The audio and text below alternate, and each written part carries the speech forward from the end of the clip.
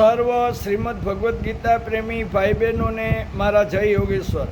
આજ તારીખ 17/6/26ના રોજ ગીતા સૂત્ર વિડીયો નંબર 94 છે. ગીતા અધ્યાય 2 શ્લોક 59માં ભગવાન કહે છે કે વિષયા વિનિવર્તન્તે નિરાહારસ્ય દેહિનઃ રસવર્જમ રસોપ્યસ્ય પરમ દ્રષ્ટવા નિવર્તતે. એટલે કે ઇન્દ્રિયો દ્વારા વિષયોને ગ્રહણ ન કરનાર પુરુષ માત્ર વિષયોથી તો નિવૃત્ત થઈ જાય છે, પરંતુ એમના પ્રત્યેની આસક્તિ નિવૃત્ત થતી નથી.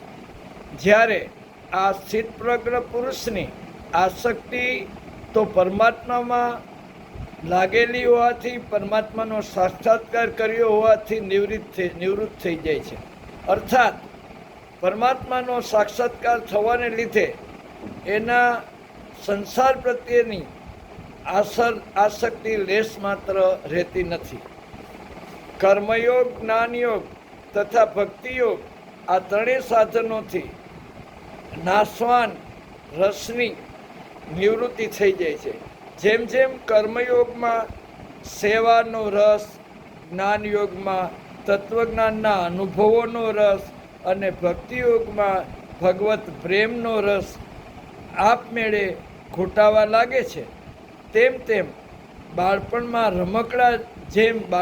જેમ રમકડામાં રસ પડતો હતો, પરંતુ મોટા થતાં જ્યારે રૂપિયા પૈસામાં રસ પડવા માંડ્યો ત્યારે રમકડાનો રસ આપમેળે છૂટી જાય છે.